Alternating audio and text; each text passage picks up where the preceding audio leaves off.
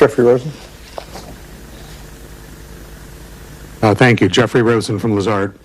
You described earlier the relationship with China that's been developing, an economic relationship. I'm curious how you reconcile that relationship with reports about the treatment by the Chinese of Muslim churches, Muslim mosques, the practice of Islam in China. Whether you're able to use this as a means, the relationship as a means of pressuring the Chinese to perhaps relax in that treatment, and if not, whether you raise the risk of perhaps some of the more radical elements of Islam in Pakistan, acknowledging there's not radical Islams, but there are radical Islamic people who practice Islam who are radical, whether you run the risk of a reaction from them domestically, which could unsettle the country, your country. Particularly given what the Chinese are doing, with the Uyghurs. Look,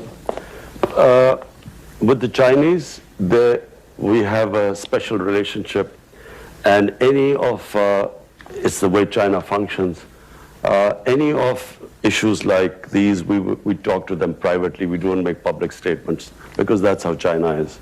And I again repeat, China has come to a help when we were right at the rock bottom. So I would not publicly talk about it, but just, as someone who has taken over Pakistan 13 months ago, faced the biggest economic crisis, to dealing with that. We have a problem in Afghanistan trying to settle that. We are worried about what would happen now with Iran and Saudi Arabia, the United States. That's the other border. So one border Iran, the other Afghanistan, and now with India. I think I've got enough on my plate right now. Wouldn't you say, Richard? What would you do if you were in my position? You'll probably have a heart attack by now. Unlikely. I would welcome that conversation. Listen, the only reason I can cope with these pressures is because, when you walk out on not a lot of you won't understand cricket, but imagine, you're walking out on a cricket field, there are 90,000 people in the stadium.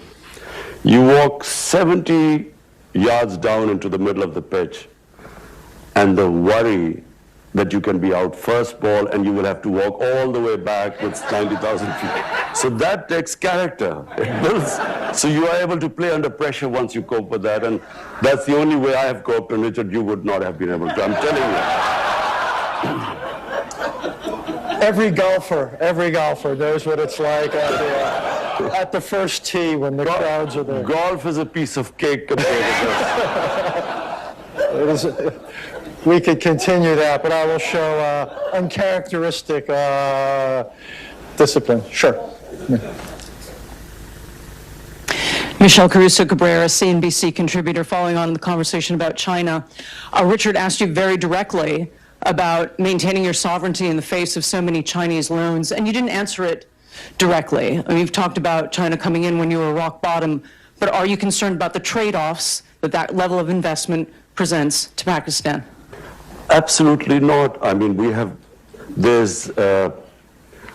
For instance, what would China, how would it impinge on our sovereignty? Maybe they would say, don't have a good relationship with the US. But the Chinese have never, ever interfered in any of our foreign policy, in any of our domestic policy for that matter. I think China sees Pakistan as the CPEC, this economic corridor and the Belt and Road Initiative. They see this as a great opportunity for them. I think China is one country which we can all learn from. Their main concentration has been on trade and wealth creation and lifting the standard of living of their people. What I admire about China the most, in 30 years they have taken 700 million people out of poverty. It's never been done in human history. And when I came, if you ask me, what is the one thing I want in Pakistan? Lift 100 million Pakistanis out of poverty. This is our main thing. So that's where we have learned a lot from China, how how they tackled poverty in these last 30 years. So the answer to the question, there have been no demands by China which restrict our sovereignty. Are you not put off that China has accomplished what you said, but they've done it at a great price and cost in terms of democracy, human rights, and the rest, not just for Muslim Chinese, but for all Chinese? Are you not put off by that aspect of the cost of their development model?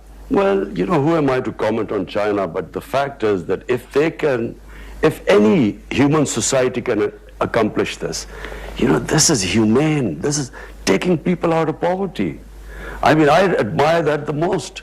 For me, if I had, but I don't have, unfortunately, the Chinese model, and if I could order people around, and I could get people out of poverty.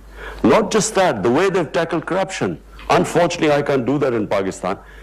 450 ministerial level people in the last 5 years have been put into jail on corruption. I mean, I wish I could do that in my country.